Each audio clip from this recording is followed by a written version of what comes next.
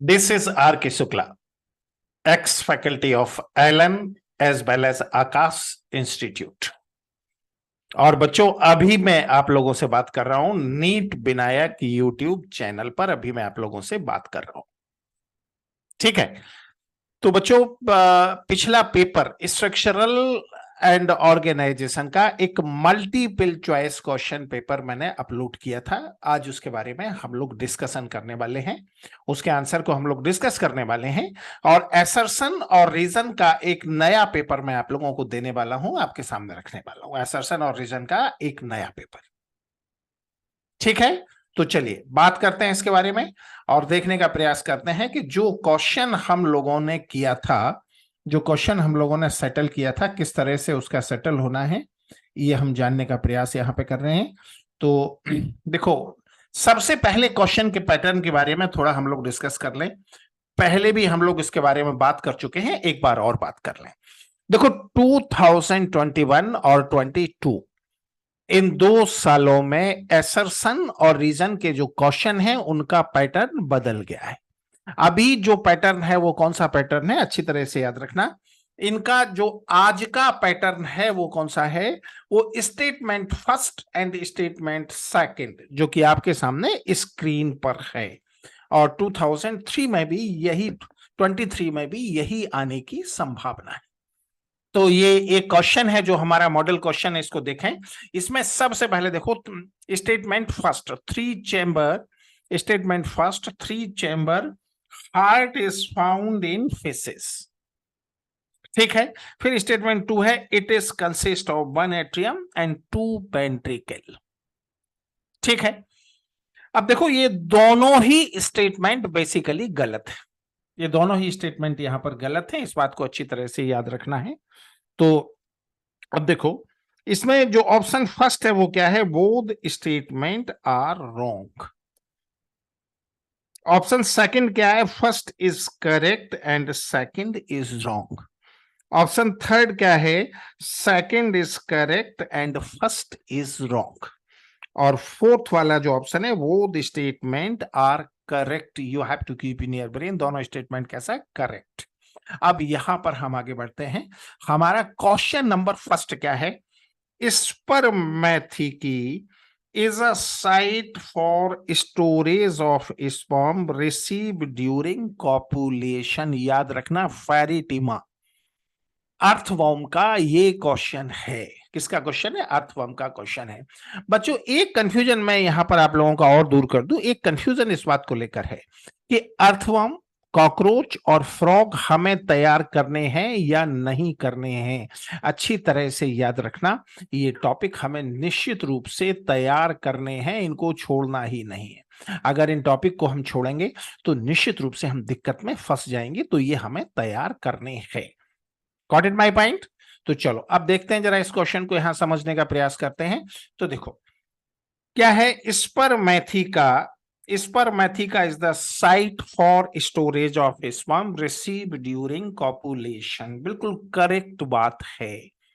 कुल मिलाकर कितना स्पर्मेथिका है, 4 पेयर स्पर्मेथिका है। कहां है, क्या है, अभी हम डिस्कस करेंगे, ठीक है। स्टेटमेंट 2 क्या है, it is a part of female reproductive system. ये भी करेक्ट है। याद रखना, अर्थवर्म कैसा एनिमल है, हर्माफ्रोडाइट, जिसमें स्पर्मेथिका किसका पार्ट है, फीमेल रिप्रोडक्टिव सिस्टम का।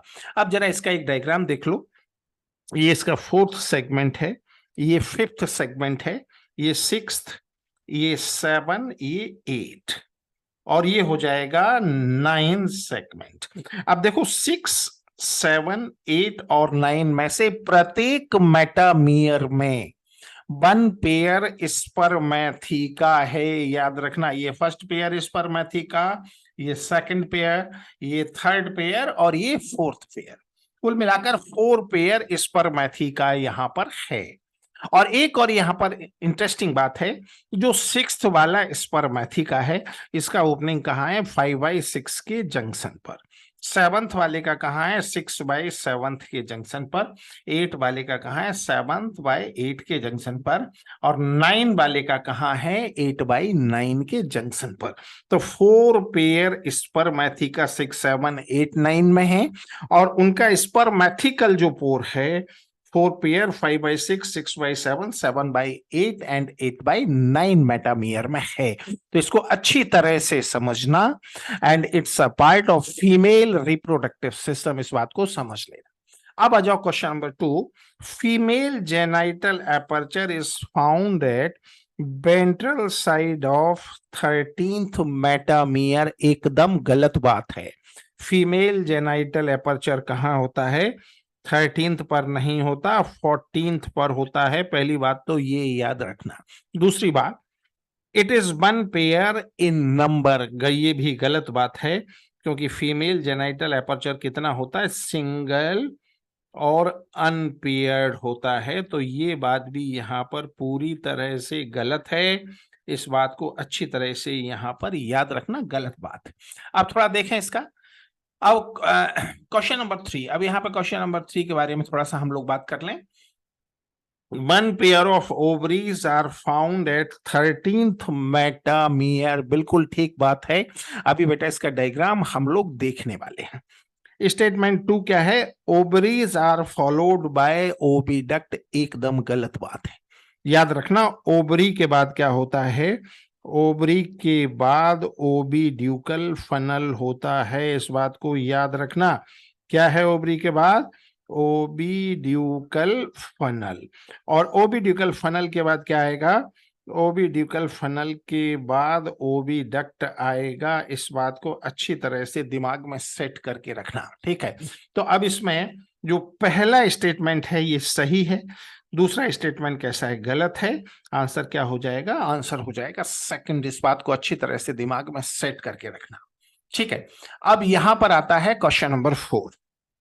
Clitellum is found in 14, 15 and 16 metamere and take part in secretion of cocoon. किसके सीक्रेशन में ये पार्टिसिपेट करता है? अच्छी तरह से याद रखना, ये कोकून के सीक्रेशन में पार्टिसिपेट करता है। Participate in the secretion of cocoon, ठीक है? अब कोकून क्या है? कोकून एक स्ट्रक्चर है जिसमें फर्टिलाइजेशन होता है और एम्ब्रियोलॉजिकल डेवलपमेंट भी होता है, ठीक है? तो cocoon is a site for fertilisation as well as embryological development. दोनों पॉइंट सही हैं। तो आंसर क्या हो जाएगा? आंसर हो जाएगा 4th। इस बात को अच्छी तरह से याद रखना। अब जरा ये कोकून का स्ट्रक्चर देख लो। देखो, ये 14th है, ये 15th है, और ये 16th है। ये इनका नॉर्मल बॉडी बॉल है, और ये जो स्ट्रक्चर बॉडी बॉल का यहाँ बाहर निकल गया, ये कहलाता है क्लाइटेलम। क्या कहलाता है? ये क्लाइटेलम कहलाता है। इस बात को अच्छी तरह से याद रखना। तो क्लाइटेलम कौन से सेगमेंट में है? 14, 15 और 16, और इन्हीं सेगमेंट के चारों, अच्छा 14th में याद रखना single unpaired female genital aperture भी है 14 में, और 13 में यहां पर क्या है? 13 में ओवरी है। देखो 13 में ये ओवरी हो जाएगी। ओवरी के बाद क्या हो जाएगा? ओविड्यूकल फनल। ओविड्यूकल फनल के बाद क्या हो जाएगा? ओविडक्ट। और ओविडक्ट किसमें खुल जाएगा? 14 के सिंगल एपर्चर में खुल जाएगा। इस बात को याद रखना। तो ओवरी ये हुआ, ये ओविड्यूकल फनल, ये ओविडक्ट, और ये 14th में क्या है? Single unpaired female genital aperture. अब आ जाओ question number 5। Self statement first, self and reciprocal fertilization is found in Pheretima. अब यहां पर सेल्फ तो गलत हो जाता है, क्योंकि याद रखना टेबॉम के अलावा किसी भी एनिमल में सेल्फ फर्टिलाइजेशन नहीं होता। इस बात को याद रखना, टेबॉम के अलावा। अब रेसिप्रोकल का मतलब क्या है?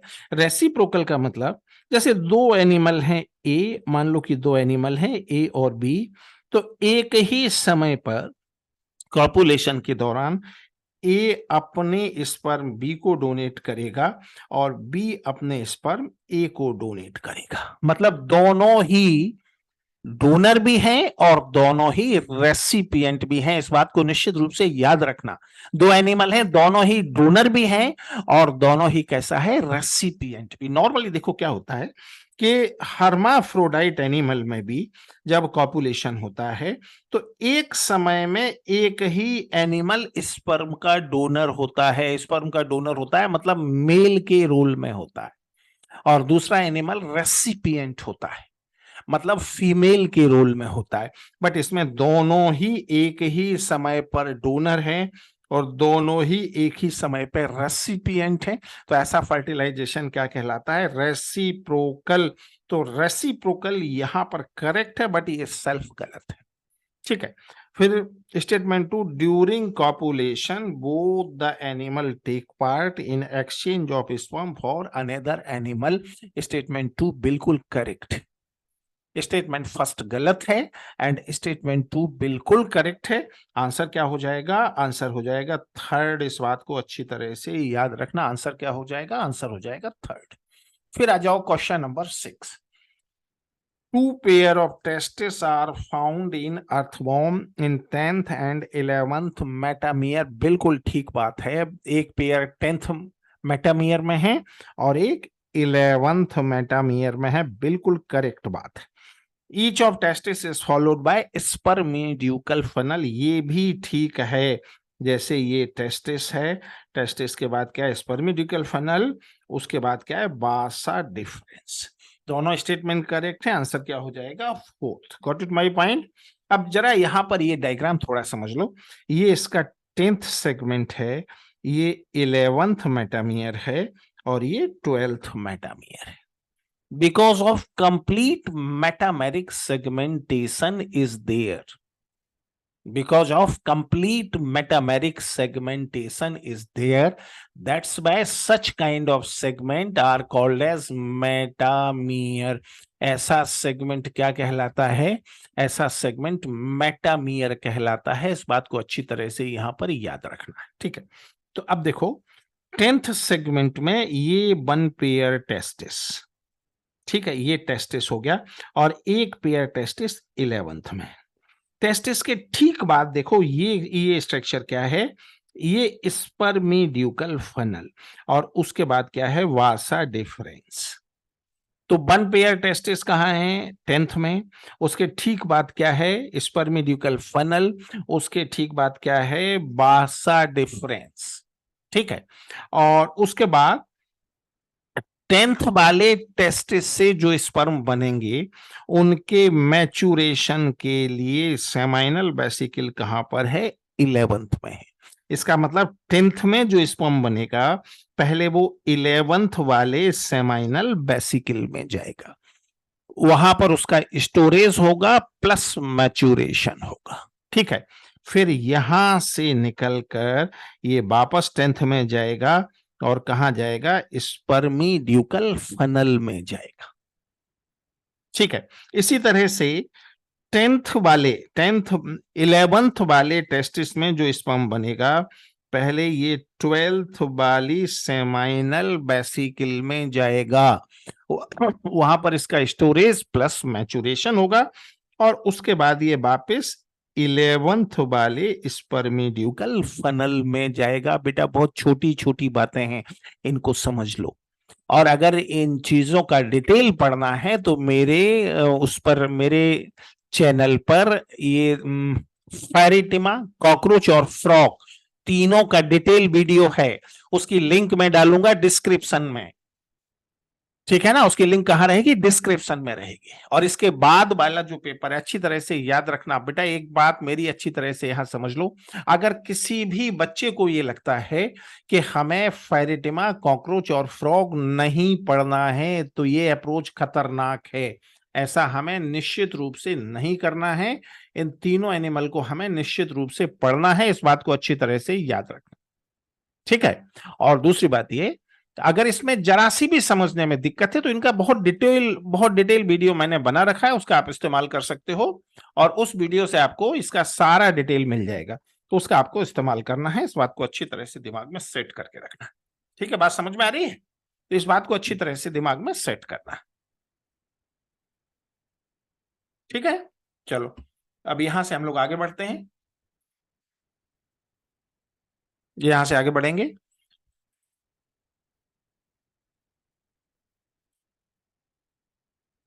चलो अब अगले क्वेश्चन पर आ जाओ। Question number 7, statement first. Each of 10th, each of 11th and 12th metamere contain one pair of seminal vesicle। अभी अभी हम पढ़कर आए हैं, एकदम सही बात है। और स्टेटमेंट 2 क्या कहता है? लाइक टू ह्यूमन बीइंग, ये correct statement, like to human being it is also an exocrine gland for secretion of semen. अब यहां पर थोड़ा सा अंतर आ जाता है, जरा इस बात को यहां पर ढंग से समझना है। इस बात को यहां से ढंग से समझना है और दिमाग में यहां पर बिठा के रखना है। इस बात को याद रखना। कैसे दिमाग में बिठा के रखना है, जरा इस बात को यहां पर समझो। इस बात को यहां पर समझने की ढंग से जरूरत है। जरा इस बात को समझो, यहां पर क्या समझना है। हाँ, अब यहां पर जरा ध्यान से इस बात को समझना कि only in case of human being, इस बात को अच्छी तरह से याद रखना, only in case of human being, केवल ह्यूमन बीइंग के केस में, बाकी किसी केस में नहीं। केवल ह्यूमन बीइंग एक ऐसा एनिमल है जिसमें सेमेनिफेरस टिब्यूल, सेमेनिफेरस, जिसमें सेमाइनल वेसिकल का इस्तेमाल एक्सोक्राइनिन ग्लैंड की तरह होता है। एक्सोक्राइन ग्लैंड की तरह होने का मतलब क्या है? मतलब सीमेन का थोड़ा सा कंटेंट यहां से सीक्रेट होता है ओनली इन ह्यूमन बीइंग। बाकी सारे एनिमल में क्या है? बाकी जो एनिमल है अगर उसकी हम बात करें तो बाकी सारे एनिमल में ये स्पर्म का स्टोर हाउस है, जहां पर स्पर्म का मैच्योरेशन भी होता है। ठीक है, तो हमारे केस में ये एक्सोक्राइन ग्लैंड है, बाकी के केस में साइट फॉर, बाकी के केस में याद रखना site for storage as well as maturation of sperm. तो सेकंड स्टेटमेंट यहां पर गलत हो जाता है। तो फर्स्ट सही है, सेकंड गलत है। आंसर क्या हो जाएगा? सेकंड। चलो अगले क्वेश्चन पे जाते हैं। अब अगले क्वेश्चन पे आ जाओ। Question number 8। Question number 8, one pair of male genital aperture are found in 18 metamere. बिल्कुल ठीक बात। 18 मेटामेयर पर one pair male genital aperture हैं। These are these are formed by a fusion of vas deferens and prostate gland। दोनों statement बिल्कुल correct है। Answer हो जाएगा 14th। क्या हो जाएगा? अब जरा यहां पर इस डायग्राम को समझने की जरूरत है। देखो 14, 15, 16 में क्लाइटेलम है, पहले भी हम पढ़कर आ रहे हैं। 14 में सिंगल फीमेल जेनाइटल एपर्चर, 18 में one pair male genital aperture, 7th में one pair opening for accessory gland. Accessory gland क्या करता है? जेनाइटल पैपिला बनाता है। तो 2 पेयर जेनाइटल पैपिला बन जाएगा, एक 17th में और एक 19th में। और इसका काम क्या है? कॉपुलेशन के समय मेल और फीमेल को अटैच करके रखना। ठीक है बेटा, याद रखना, इसका डिटेल वीडियो मैंने बनाया हुआ है। उसका लिंक मैं शेयर कर दूंगा डिस्क्रिप्शन में। डिस्क्रिप्शन में उसका लिंक मैं शेयर कर दूंगा। जरा सा भी कंफ्यूजन हो तो उस वीडियो को देखना। फिर question number 9, each 17 and 19 metamere contain one pair of accessory gland. Correct बात है, अभी हम पढ़ के आ रहे हैं। These are applied for maturation of sperm। गलत बात है, स्पर्म के मैच्योरेशन से इसका कोई संबंध नहीं है। तो इसमें स्टेटमेंट फर्स्ट करेक्ट है, सेकंड गलत है। आंसर क्या हो जाएगा? आंसर हो जाएगा सेकंड। ठीक है, चलो अब यहां से आगे बढ़ते हैं। Question number 10, statement first, genital papilla is formed at 17 and 19 metamere at the time of copulation. बिल्कुल ठीक बात है। 17 और 19 में 2 पेयर एक्सेसरी ग्लैंड, और वो क्या करता है? जेनाइटल पैपिला बनाता है, जो मेल और फीमेल को अटैच करके रखने का काम करता है। क्या करता है? मेल और फीमेल को अटैच करके रखता है। ठीक है, तो अब यहां पे एक बात याद रखना, तो बिल्कुल करेक्ट है। फिर दूसरा स्टेटमेंट क्या है? These are analogous to penis. Analogous to penis बिल्कुल नहीं। एनालॉगस टू पेनिस वो स्ट्रक्चर कहलाता है, याद रखना अच्छी तरह से, जो फीमेल जेनाइटल एपर्चर का ओपनिंग में पार्टिसिपेट करता है, जो ये नहीं करता। Question number 11, open type of circulation is found in Pheretima, गलत बात है। एनिलिडा और कॉर्डेटा में कैसा होता है, क्लोज टाइप का सर्कुलेशन होता है। ठीक है, blood is found in blood vessels only, no blood in coelom, ये करेक्ट बात है। क्लोज टाइप का सर्कुलेशन, अब बच्चों यहाँ पे एक दो बातें याद रखना। क्लोज टाइप के सर्कुलेशन और ओपन टाइप के सर्कुलेशन में जो सबसे मेन अंतर है वो किस बात का, क्लोज टाइप के सर्कुलेशन में बॉडी कैविटी में बिल्कुल भी ब्लड नहीं पाया जाता। ब्लड कहां पाया जाता है, अच्छी तरह से याद रखना, क्लोज टाइप में ब्लड वेसल्स और हार्ट में ब्लड पाया जाता है, जबकि ओपन टाइप में कहां होता है, बॉडी कैविटी के अंदर भरा होता है। ओपन टाइप का किसमें है, आर्थ्रोपोडा में है, मोलस्का एक्सेप्ट सेफेलोपोडा क्लास, और कॉर्डेटा का जो पहला क्लास है यूरोकॉर्डेटा, उसमें भी ओपन टाइप का है। उसके अलावा कुल मिला के याद रखना, आर्थ्रोपोडा, मोलस्का, इकाइनोडर्मेटा, हेमिकॉर्डेटा, इन चारों फाइलम में ओपन टाइप का circulation. Got it my point? तो चलो अब यहां से आगे बढ़ते हैं। तो क्वेश्चन नंबर 11 हमने बात कर लिया। अब क्वेश्चन नंबर 12 पर आ जाओ। 3 pair of lateral heart are found in body of Pheretima, एकदम गलत बात है। 2 pair lateral heart and 2 pair of lateral oesophageal heart होता है। Question number 2, these are found in 7, 8, 9 metamere in each pair, गलत बात है, दोनों ही एकदम से गलत है, क्योंकि लेटरल हार्ट 2 पेयर है और 7 और 9 में, ठीक है, और मतलब ये कुल मिला के गलत है। तो आंसर क्या हो जाएगा, फर्स्ट। अब जरा ये डायग्राम देख लो, ये इसके सर्कुलेशन का डायग्राम है।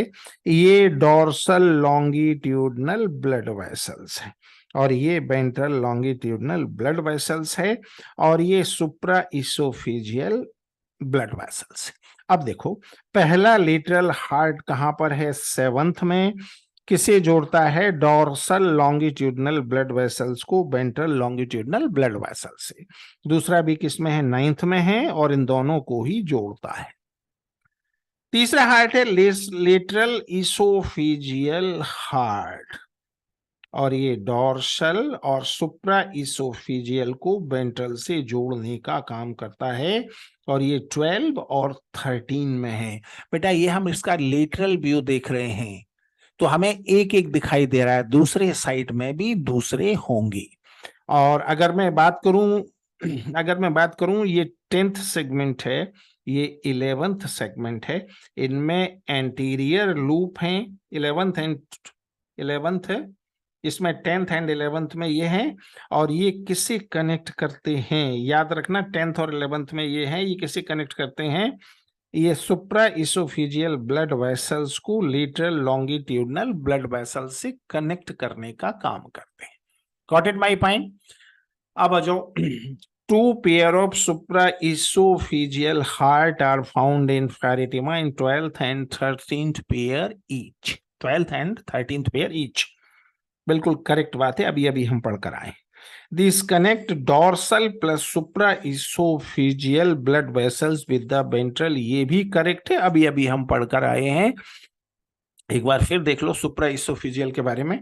देखो ये सुप्राइसोफिजियल है, 12 में है, 13 में है, और ऊपर ये डोर्सल लॉन्गिट्यूडनल ब्लड वेसल्स, ये सुप्राइसोफिजियल ब्लड वेसल्स, दोनों को कनेक्ट कर रहा है वेंट्रल लॉन्गिट्यूडनल ब्लड वेसल्स से। दोनों करेक्ट हो जाते हैं, आंसर क्या हो जाएगा, 4th हो जाएगा। ठीक है, फिर उसके बाद question number 14, 3 pair of blood vessels are found in earthworm, गलत बात है। These are found in 5, 6, 7 मेटामियर and produce blood cell blood gland produce करता है। ठीक है, तो इसमें स्टेटमेंट फर्स्ट और सेकंड दोनों गलत हो जाते हैं, आंसर क्या हो जाएगा, आंसर हो जाएगा फर्स्ट। इस बात को अच्छी तरह से याद रखना।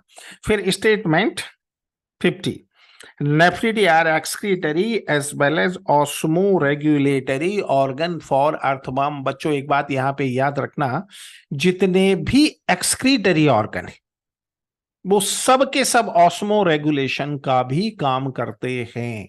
जितने भी एक्सक्रीटरी ऑर्गन हैं वो सब ऑस्मो रेगुलेटरी ऑर्गन भी हैं। इस बात को अच्छी तरह से याद रखना, क्या है ऑस्मो रेगुलेटरी ऑर्गन, ठीक है।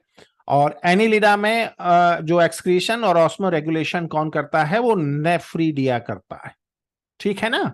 और कितने टाइप का नेफ्रीडिया है, 3 तरह का नेफ्रीडिया है। Pharyngeal nephridia, integumentary nephridia or septal nephridia, and nephridia are excretory as well as osmoregulatory organ for phylum Annelida, ठीक है। तो इस बात को याद रखना, हमारे केस में किडनी ये दोनों काम करती है, इस बात को याद रखना, ठीक है। फिर 3 type of nephridia are found in Pheretima, बिल्कुल 3 टाइप है, तो दोनों स्टेटमेंट करेक्ट है। आंसर क्या हो जाएगा, 4th। फिर question number 16, in female cockroach genital pouch is formed by 7, 8 and 9th sternum। बिल्कुल करेक्ट बात है, समझ गए ना। फीमेल में 7, 8, 9 स्टर्नम से बनता है।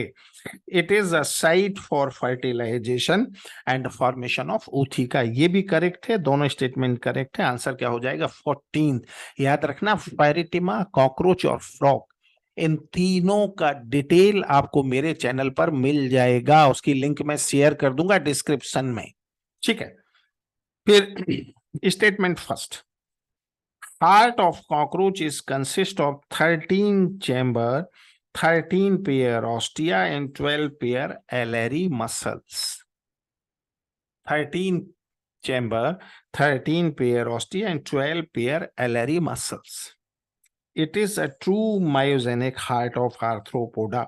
अब स्टेटमेंट पहला तो करेक्ट है, लेकिन याद रखना myogenic heart is found only in vertebrata. Non chordate में हार्ट कैसा है, न्यूरोजेनिक है। तो सेकंड स्टेटमेंट इसमें गलत हो जाता है।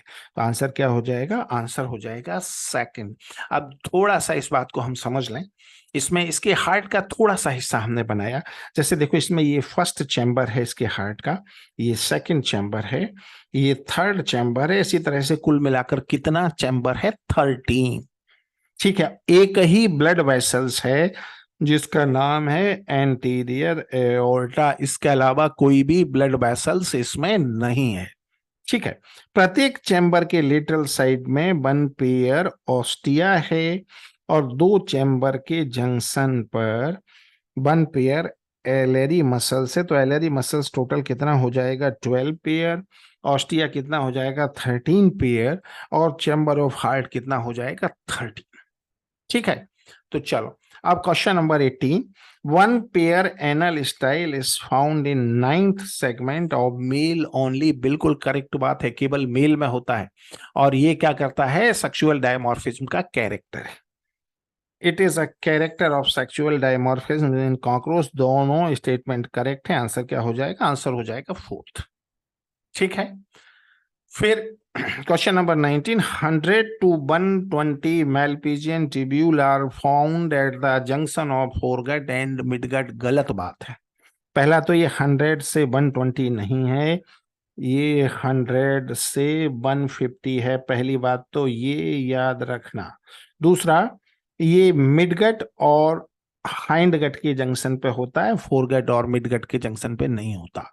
इंसेक्टा का मेन एक्सक्रीटरी ऑर्गन है। Statement 2, in insecta these are organ for excretion and osmoregulation। Second statement बिल्कुल करेक्ट है, फर्स्ट गलत है। आंसर क्या हो जाएगा, 3rd, ठीक है। ये जरा इसका डायग्राम देख लो, ये इसका फोरगट है, ये मिडगट है, और ये हाइंडगट है।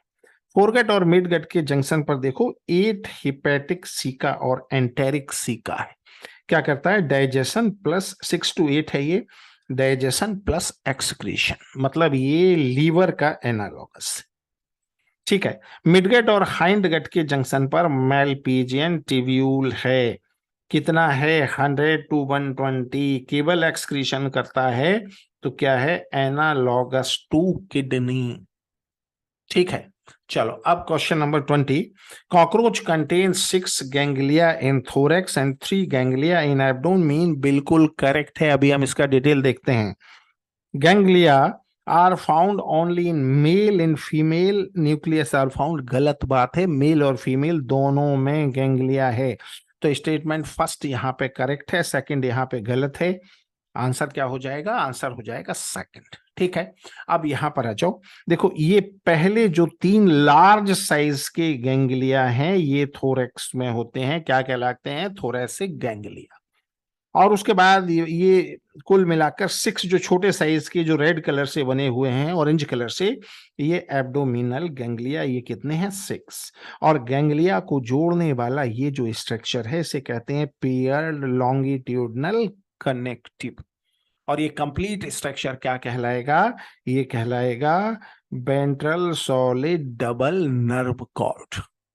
ठीक है, तो ये यहां पे अच्छी तरह से याद रखेंगे। Question number 21, frog is poikilothermal animal, निश्चित रूप से पॉइक्लोथर्मल एनिमल है। अब आखिर ये पॉइक्लोथर्मल होता क्या है, थोड़ा हम समझने की यहां कोशिश करते हैं। देखो बच्चों, एक बात याद रखना, हमारे बॉडी टेम्परेचर का को रेगुलेट करने का काम किसका होता है, हाइपोथैलेमस। हाइपोथैलेमस में थर्मो रेगुलेटरी सेंटर पाया जाता है। कौन सा सेंटर, थर्मो रेगुलेटरी सेंटर, जो हमारे बॉडी टेम्परेचर को रेगुलेट करता है। गॉट इट माय पॉइंट, किसको रेगुलेट करता है, बॉडी टेम्परेचर को। बट ये केवल एबीज और मैमेलिया में होता है, पाइसेस, एम्फीबिया और रेप्टिलिया में नहीं होता। इसका मतलब पाइसेस, एम्फीबिया और रेप्टिलिया अपने बॉडी टेम्परेचर को रेगुलेट करने की स्थिति में नहीं होती। मतलब अगर एटमॉस्फेयर का टेम्परेचर बढ़ेगा तो इनकी बॉडी का टेम्परेचर बढ़ जाएगा, एटमॉस्फेयर का टेम्परेचर कम होगा तो इनकी बॉडी का टेम्परेचर कम हो जाएगा। ऐसा एनिमल क्या कहलाता है, पॉइक्लोथर्मल और कोल्ड ब्लडेड एनिमल। ठीक है, तो अब इसको हम जरा जानने का प्रयास करते हैं। तो पाइसेस, एम्फीबिया और रेप्टिलिया कैसा है, पॉइक्लोथर्मल और कोल्ड ब्लडेड एनिमल। एप्स और मैमेलिया कैसा है, होम्योथर्मल और वार्म ब्लडेड एनिमल। ठीक है, चलो तो यहां से हम आगे बढ़ते हैं और इसको जानने का प्रयास करते हैं। ठीक है, बॉडी टेम्परेचर में be decrease in winter season, बिल्कुल ठीक बात है, विंटर सीजन में कम हो जाएगा और समर सीजन में बढ़ जाएगा, जिसके चलते इसमें एस्टिवेशन और हाइबरनेशन होता है। दोनों स्टेटमेंट करेक्ट है, आंसर क्या हो जाएगा, फोर्थ। ठीक है, फिर question number 22, statement first body of frog is divisible in head, thorax and abdomen, गलत बात है, क्योंकि हेड और ट्रंक से बनता है। Forelimb contain 4 digit while hind limb contain 5 finger, बिल्कुल ठीक है। तो इसमें सेकंड स्टेटमेंट करेक्ट है, फर्स्ट गलत है। आंसर क्या हो जाएगा, आंसर हो जाएगा थर्ड। फिर question number 23, vocal sac and nuptial pad are found only in male, बिल्कुल ठीक बात है। बोकल सैक कहाँ है, ये बक्कल कैविटी के लोअर साइड पर, और नप्चियल पैड कहाँ है, फोर लिम्ब की फर्स्ट फिंगर पर। कॉपुलेशन के दौरान, सेक्सुअल एम्ब्रेस के दौरान इसकी सहायता से मेल फीमेल की बेली को होल्ड करता है। ठीक है, तो ये बिल्कुल करेक्ट स्टेटमेंट है। Male may be identified by these 2 character, ये भी करेक्ट है, दोनों करेक्ट है। आंसर क्या हो जाएगा, आंसर हो जाएगा फोर्थ।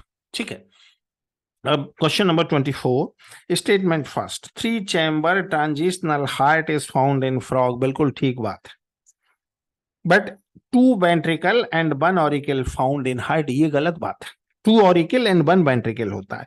तो पहला स्टेटमेंट करेक्ट है, दूसरा गलत है। आंसर क्या हो जाएगा, सेकंड। ठीक है, चलो अब जरा इस डायग्राम को देख लो। ये राइट ऑरिकल है, ये लेफ्ट ऑरिकल, हार्ट का डायग्राम है। राइट ऑरिकल के पहले एसेसरी चैम्बर है साइनस वेनोसस, और वेंट्रिकल के बाद एक और एसेसरी चैम्बर है ट्रंकस आर्टेरियोसस। चूंकि अब कुल मिलाकर देखो यहां पर 5 चैम्बर हो जाते हैं, chamber number 1, 2, 3, 4 and 5, but accessory chamber की काउंटिंग हम नहीं करते। तो ये हार्ट कैसा कहलाएगा, ये 3 चैम्बर हार्ट कहलाएगा, क्योंकि एसेसरी चैम्बर को हम काउंट नहीं करते। ठीक है, फिर question number 25, weeder canal connect ovary and kidney, गलत बात है। ये टेस्टिस और किडनी को जोड़ता है, क्योंकि मेल फ्रॉग में सेमाइनल वेसिकल नहीं होता, तो स्पर्म का ट्रांसपोर्टेशन भी थ्रू किडनी होता है। तो ये गलत बात हो गई। Bidder canal is found only in female frog, दोनों स्टेटमेंट गलत हो जाते हैं। आंसर क्या हो जाता है? फर्स्ट। ठीक है, अब जरा यहां पर आ जाओ, इस डायग्राम को समझो जरा। देखो ये हमने बनाया, ये टेस्टिस, ये जो स्ट्रक्चर आप देख रहे हो ये टेस्टिस। टेस्टिस से क्या निकलता है? वास एफरेंसिया 10 to 12, और एक कैनाल है बिडर कैनाल किडनी के अंदर, ये बिडर कैनाल में जाके खुल जाता है। तो बिडर कैनाल टेस्टिस और किडनी के बीच का जंक्शन है। फिर बिडर कैनाल से ये क्या निकलेगा? Excretory canal. ठीक है, ये यहां पर निकलेगा मेल यूरिनोजेनिटल कैनाल, यहां से बिडर कैनाल से निकलेगा। ठीक है, तो बच्चों ये वो सारे क्वेश्चन हैं जो हमने पिछले टेस्ट में पूछे थे। अब अगले टेस्ट के लिए मैं यहां पर paper body fluid and circulation, इसके 21 असर्शन और रीजन मैं यहां पर सबमिट कर रहा हूं, जिनको आपको सेटल करना है। कुल मिलाकर ये 21 क्वेश्चन है, आप चाहें तो यहां से डाउनलोड कर लें। दूसरा, मेरा जो यूट्यूब जो मेरा टेलीग्राम चैनल है नीट विनायक के नाम से, वहां भी ये आधा घंटे के अंदर ये अपलोड हो जाएगा। इस बात को याद रखना, with in half an hour ये अपलोड हो जाएगा वहां भी। तो दोनों में से जहां से भी आप लेना चाहो ये क्वेश्चन पेपर आप सेटल कर सकते हो। कल हम इसको डिस्कस करेंगे, याद रखना, कल हम इसके आंसर जो डिस्कस करेंगे, और अगले असर्शन और रीजन के क्वेश्चन मैं आपको अवेलेबल कराऊंगा। मेरा प्रयास है कि सारा बायोलॉजी का असर्शन और रीजन का क्वेश्चन बहुत ही आसान तरीके से मैं सेटल करवा दूं। गॉट इट माय पॉइंट और नॉट? तो बच्चों इस बात को अच्छी तरह से याद रखना है, इस बात को अच्छी तरह से याद रखना है कि आपके सिलेक्शन तक मैं आपके साथ रहूंगा। दूसरी बात जो याद रखना है कि ये जितने टॉपिक हैं ये सभी फायरिटिमा है, फ्रॉग है, कॉकरोच है, ये वन शॉट में मेरे यूट्यूब चैनल नीट विनायक पर ऑलरेडी अपलोडेड हैं। इनका लिंक मैं शेयर कर दूंगा डिस्क्रिप्शन में।